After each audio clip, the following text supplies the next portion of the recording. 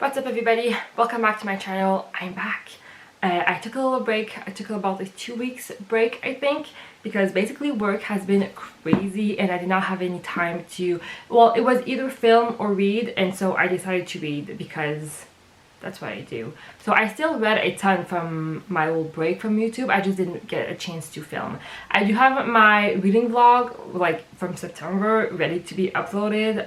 I might still do them just like as extra, I think, but I still wanted my first video back to be like an actual sit-down video just to say hi to you guys, and I missed you and I'm so happy to be back. This is my very late September wrap-up video, so I thought I would still do it even though I'm super late. I still wanted to do it.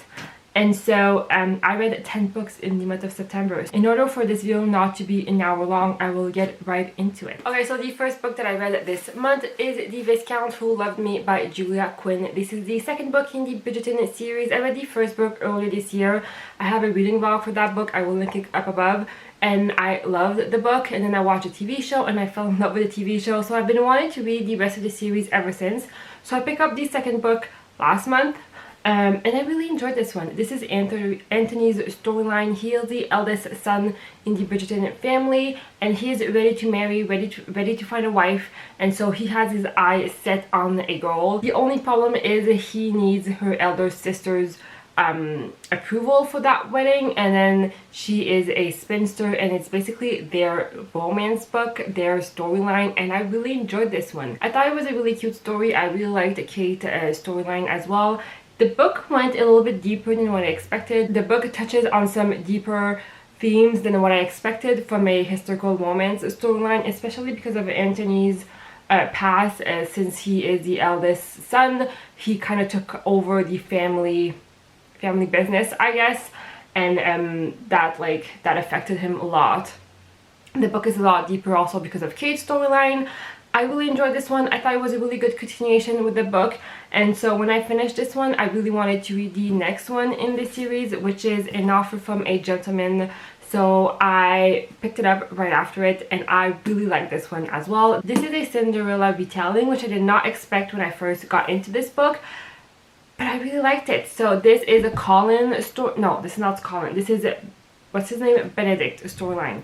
Benedict, he's kind of the artist of the family. I really liked Benedict, I will say. And then Sophie is the Earl's, is she an Earl? Yeah, an Earl's bastard, basically. But the Earl always took care of her, always included her in the family. But then the Earls get married to another wife, and then she has 2 kids. So that's where the Cinderella retelling comes into play, and I really liked it. They basically meet at a masquerade ball once, and then they have an instant connection, but she then goes away and they meet again and they fall in love. And I really liked this book. I liked that we got a lot more of the mother in this book. We got a lot more of the family dynamic as well in this book. I really like getting to know like the other sibling in this family, and one thing that this book did really well, it got me hyped for the next book, which was Romancing Mr. Bridgerton. Clearly I got like sucked into historical romance this month. I read a ton of them this month,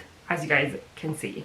So this is the 4th book in the Bridgerton series. This is this is Colin's storyline and Penelope, and I will say this is probably my favorite that I read that month. I have since read more, but I'll talk about those later in a separate video. But from the Bridgerton series that I read this month, this is my favorite one. This is Colin and Penelope's storyline. We get to know them a little bit in the TV show, but obviously in this book it's solely about them.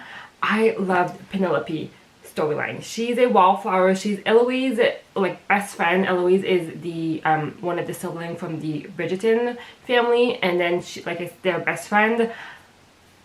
And she's a wallflower. She really doesn't think that anyone will ever love her, but she's in love with Colin, and it's their storyline, and I really like this one so much. I know people like on Goodreads don't love Colin, but I really liked him. I loved how flawed he was. I loved that he touches on his insecurities because of some spoiler that I don't want to get into, but I loved their love story. I just loved this book so much. Penelope is like my favorite characters. I love how strong she was, but how vulnerable she was.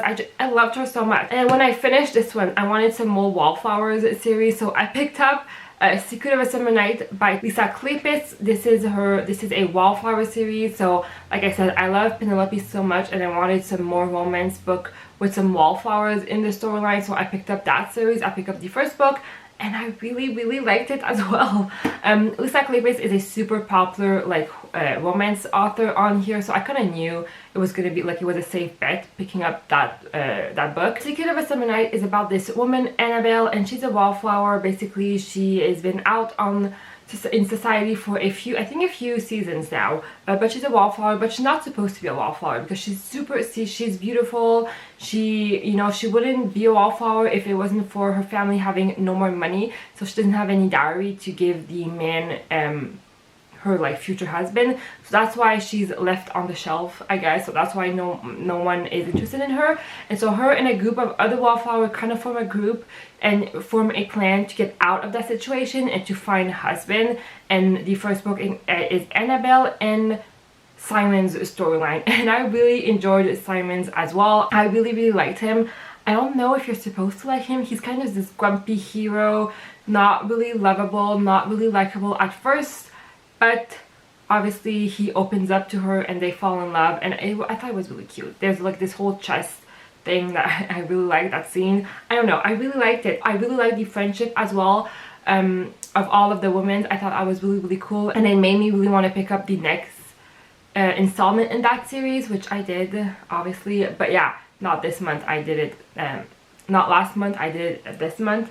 But yeah, honestly, really good first book in a series. I really liked it. I really enjoyed it. It was really good. So those were all the historical romance books that I read this month. And so after that, I think I was ready to move on and read some other books, some different type of books. So the next book that I want to talk to you guys about is The Maiden by Alex Michaeletti. He is the author from The Silent Patient, which I read last, well, 2 months ago now, and I really like The Silent Patient, so I wanted to pick up his newest release. This is a dark academia thriller book. I liked it. I don't know if I liked it more than The Silent Patient, I will say. I didn't get the dark academia too much, besides the fact that it's set on like a college campus. I don't really get the, like, I mean, there's a professor in this storyline, but I don't, like, I'm talking about this book and I don't remember a ton from this book, which I do remember a lot more from The Silent Patient. So if that gives you any indication, I did really enjoy it when I read it. I like that there was a few cameos from The Silent Patient in this book, so they're complete standalone. You don't have to read one to read the other one, but there are some reference to the other books, which I thought was really fun to see and read when I was doing it. It's about this girl who is found out dead, and people really believe that this professor did it, but he's like untouchable in this university. He's a professor. There's a secret society as well. It's very Greek inspired. I really liked it. I read this book so long. I think this was the like first book that I read last month, so it's been quite a while, and I really liked it when I read it, but now I'm talking about it, I don't remember a ton, and also I don't want to spoil anything, but I would recommend it if you read The Silent Patient and liked it. I'm sorry I'm not giving you more of my thoughts on it, but I enjoyed this one, even though you couldn't really tell. Another thriller that I read this month is, last month I should say, is The Push by Ashley Audrin. I read this book, I think this was the last book that I read in the month of September. Okay, so I've been hearing a ton about this book for a little while now, and people love it but say it's super disturbing, it's super creepy, and I would have to agree with this. I feel like this is kind of a Pet Sematary, but like in another topic. It's a thriller book, but it's not like a mystery book. There's no like endpoint really to the book where like you're wanting to know who killed this person or you're wanting to know what happened. This is a really creepy family story, and it's a really creepy story about like motherhood and what it's like. It's basically about this woman who has a daughter, but she doesn't have any connection, doesn't feel any connection or instant bond with her daughter like you're supposed to. Like people tell you you have to when you get pregnant and have a baby. People tell you like you're supposed to have this bond and this maternal instinct. She doesn't really have that with her daughter, and her daughter is also does maybe some creepy things and maybe is possessed, who knows. I really liked it. It was super disturbing. It's not, like I said, it's a scary book, but not like jump scare scary, like you cannot like sleep at night. It's a scary book because it's disturbing, because of the topic it touches on, and because of it touches on so much fear, especially as a woman. I compare this to Pet Sematary because I feel like Pet Sematary is, it's scary because of the topic it touches on, but not because of the actual storyline. I really liked it. It's not one that I would recommend for everyone, especially if you're like a new mom or like pregnant while you're reading this. I don't think it would be the best book to read, but I really enjoyed this one. I'm really happy I read it. So the last thriller book that I read, I'm pretty sure, is The Ace of Spades by Farida Abike Midi. I'm sorry. This book, I will say, when I first read it, I loved it. I think I gave this 4.5 stars. I really enjoyed this one. I have since gone down a little bit. I still think this book is amazing, but I think I'm going to give this 4 stars. I've settled on 4 stars. It's a really good book. It's about these 2 students in this really like prestigious private school, and it's the beginning of the year, and the girl is named head prefect and then the guy is named prefect. The girl, no one is surprised that she's named head prefect because she's been prefect all of the years. She's like head of her class. She's involved in so many like extracurricular like activities, so no one is surprised. But the guy, everyone is surprised because like no one saw it coming. He's not really involved in school.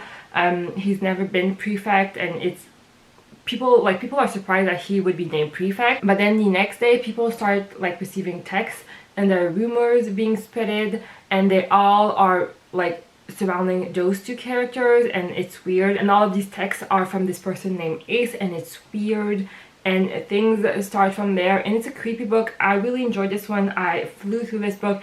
This is this is described as a Gossip Girl meets Get Out, and I really get the Gossip Girl vibe. I really enjoyed this one. Reading it was really fun, I will say. I just think for me the ending was a little bit too crazy and a little bit too unbelievable, but I still love the message from this book, and I still really liked it, and I still think it was a really good book. So 4 stars. I highly recommend this book. If you were wanting to read it, I would highly recommend. Okay, so the last group of books that I want to talk to you guys about is going to be the fantasy and sci-fi books. I don't have a ton. I have only 3 books that I've read this month or last month in this genre, but they were all really good books. The first one that I want to talk to you guys about is Fireborn by Rosia Munda.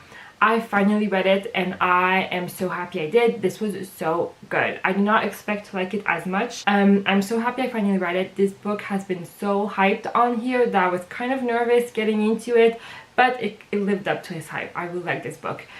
This is about these 2 kids.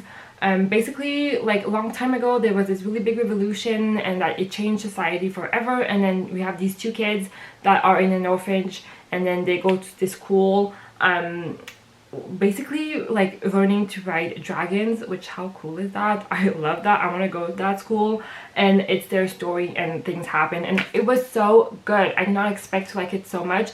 It's a YA book, but honestly I think it reads different than any other YA book that I've read. It was super political, which you love and don't love, but I will say in this book it was really well done. It gave me an Anastasia vibe as well because of Lee's character, because of what happened to him, and I really liked it, and I cannot wait to read the second book, which is already out, so I can basically pick it up soon, hopefully. But yeah, I really like this book, highly recommend, and it was so good. I loved the characters in this book, and I love the relationship in this book. I loved everything. It was so good. Go pick it up. The next book that I want to talk to you guys about is Pinch of Magic. I don't know who it is by. I don't have a copy with me. I read this from my library. This is a middle grade. I'm pretty sure it's a middle grade fantasy book. It was really cute. I really liked it. It's about these three sisters who live in this really small town, and their family have a curse, and they basically are trying to break this curse because they cannot leave this city because of it. So it's kind of their quest to break this curse. I thought it was really cute. It was really fun. I will say I don't like judging a middle grade by saying it was too young for me, because I mean, you know, they're not for me. But I will say this one felt a little too young for me.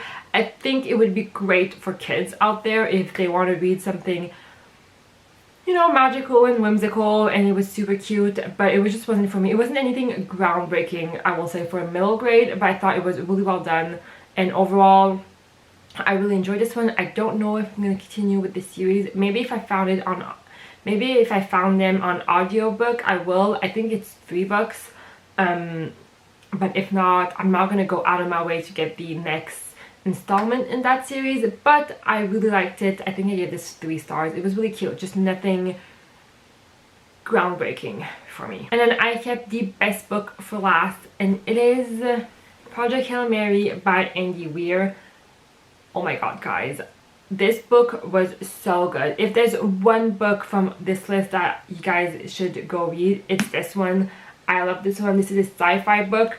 Andy Weir is the author of The Martian, if you guys didn't know. I have not read The Martian, so this was my first like introduction to Andy Weir's work, and it was so good. It's about this guy who wakes up in this space station and he doesn't know why he's there, and we are basically understanding and getting to know why he's there as he is remembering things. I love that trope. Is it a trope or this concept where the main character wakes up and has no memory, and we're learning as he is learning, or as he is remembering things? I love that, and this was really well done. The characters in this book were so good. He meets this alien in this book named Rocky, and I love him so much. Oh my god, the friendship in this book was amazing. The only like bad thing I have to say about this book is it got a little too sciencey for me. Maybe it's just because I don't know anything about like science fiction, like actual science, and so it got a little too sciencey for me, where I didn't understand everything. I don't think you need to, though, to enjoy this book, so that was a plus. That's the only negative thing I have to say about this book, because everything else was amazing. I tear up in the end. I love this book so much. I'm so happy I read it, and once again this book lived up to its hype 1000%. I highly recommend this book. Like I said, if there's one book you should read from my list, it's this one. I love this so much, and I'm not the biggest fan of sci-fi, so if that tells you anything, this book was amazing. Oh my god, guys, that's it. Those are all of the books that I read in the month of September. Have you read any of these books? Let me know in the comments down below, and I hope you guys enjoyed this video. I hope you guys have a wonderful day or night depending on you watching this, and I will see you guys next time. Bye!